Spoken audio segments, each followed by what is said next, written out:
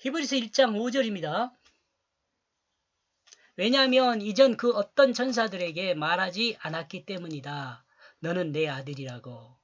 내가 오늘 너를 낳았고 다시 한번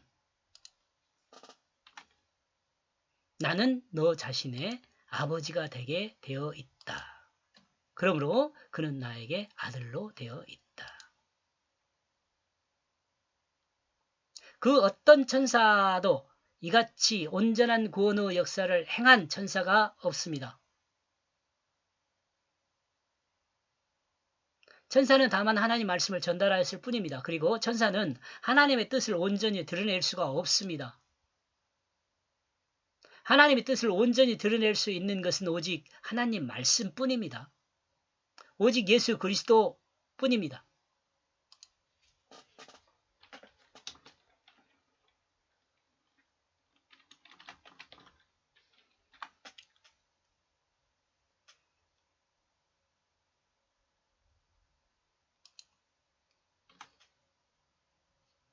그리고 하나님은 천사를 향하여 아들이라고 말한 적이 없습니다. 천사는 하나님 말씀을 전하는 존재이지 말씀 자체는 아닙니다.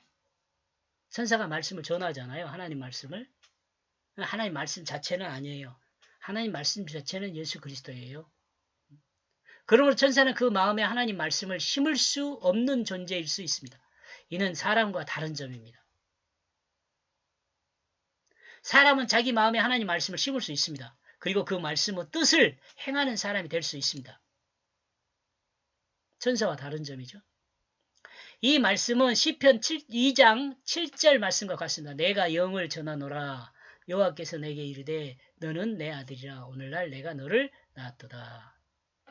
요 말씀을 사도행전 13장 33절과 히브리서 5장 5절에 지금 오늘 본절에서요 인용하고 있어요.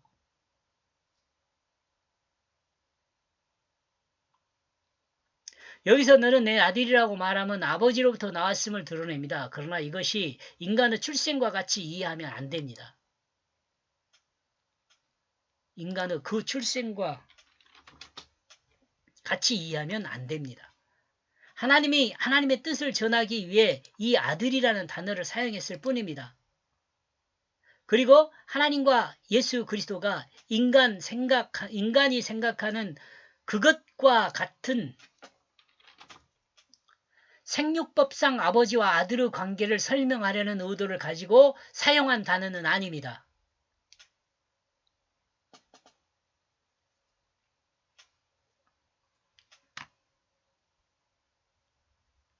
여기서 아들이라고 한 것은 하나님으로부터 나왔다는 것에 국한됩니다.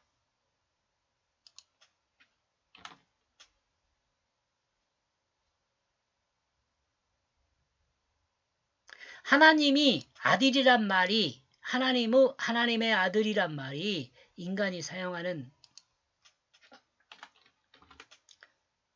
인간이 사용하는 그 아들이란 개념의 모든 의미를 담고 사용하는 것은 아닙니다.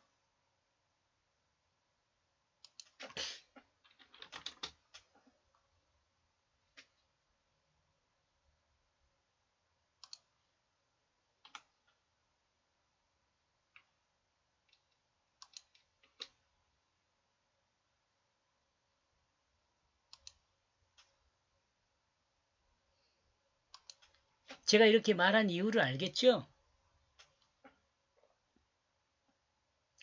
그러므로 아들이란 표현은 하나님의 새로운 말씀이라는 것으로 이해할 수 있습니다. 따먹는 날엔 정령 죽이라는 말씀도 하나님 말씀이며 믿음으로 구원을 보장한 말씀도 하나님 말씀입니다. 그런데 믿음으로 구원을 얻는다는 말씀은 새로운 말씀이죠.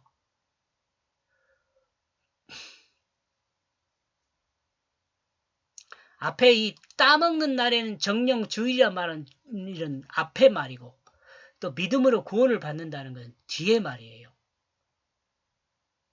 새로운 말이라는 거죠. 먹는 날엔 정령주의라는 말씀 이후 선악과를 먹은 후 그 죽은 자를 살리기 위한 하나님 말씀이죠. 이는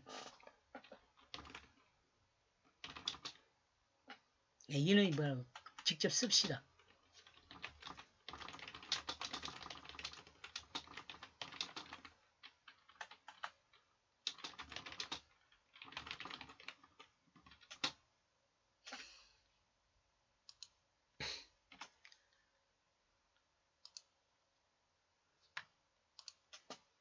따먹는 날에는 정령주의란 말씀도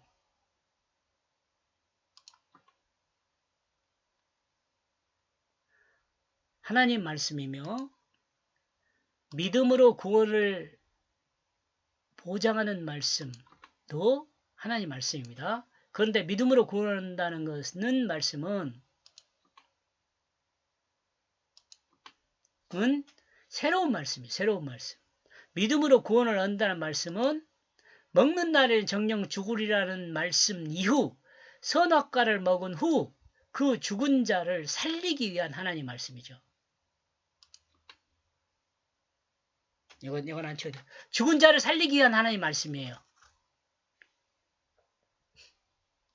이해하시겠죠? 본문에서 하나님의 아들이란 말은 사람이 생각하는 일반적인 아들이라는 모든 개념을 가지고 우리에게 전달한 말은 아닙니다. 하나님 말씀임을 드리는 말씀입니다. 하나님으로부터 나온 말씀이라는 의미입니다. 이것이 가장 핵심적인 의미입니다. 그리스도인이 하나님의 아들이 될 수 있는 것은 그리스도인이 하나님의 아들이 될 수 있는 하나님으로부터 나온 하나님 말씀을 그 마음에 심어 그 말씀의 뜻으로 사는 사람이 되었기 때문에 하나님의 아들이라고 하는 거예요.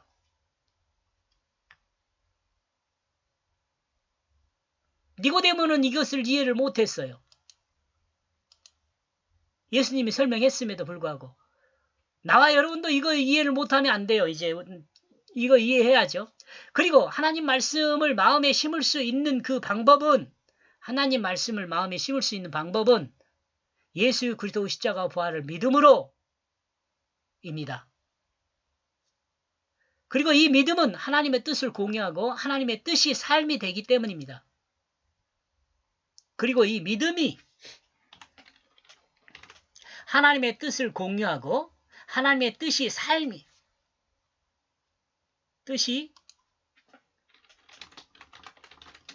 그 자신의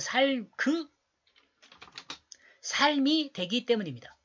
우리는 이와 같은 사람을 성령의 사람이라고 해요. 성령의 사람. 필자가 이와 같이 이 내용을 반복하여 너무 중요한 내용이 반복하는 것은 너무 중요한 내용이기 때문에 그렇다네요. 여러분 중요한 내용입니다. 여기서 참 조심스러운 내용을 언급하려고 합니다. 창세기에서 선포되었던 선악과를 먹으면 정령 죽으리라는 그 말씀은 예수 그리스도를 믿는 자에게 이제 더 이상 의미가 없습니다.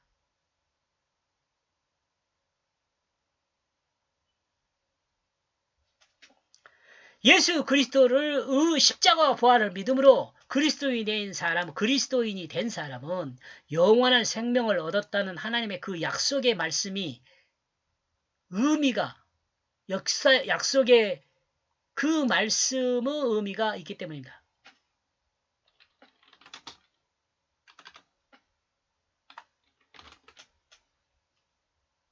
의미 안에 있기 때문에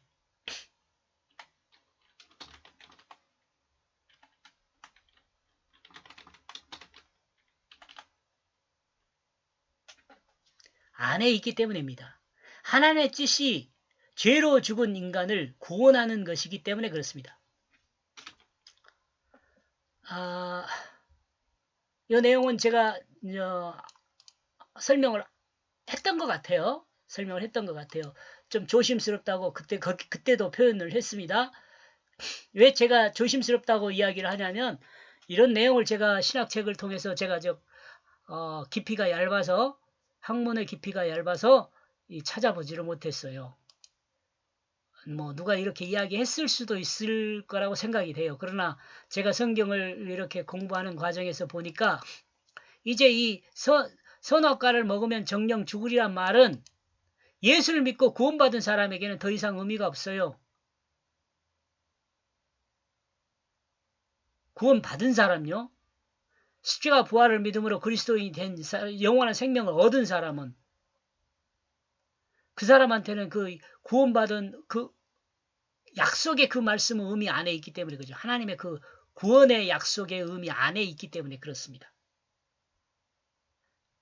이렇게 해서 1절에서 5절까지 내용을 딱 정리해서 보니까 본질의 말씀인 형상으로 사람의 죄를 정화함 이렇게 정리해 보았습니다. 1절에서 5절까지요. 여기까지 보겠습니다. 고맙습니다.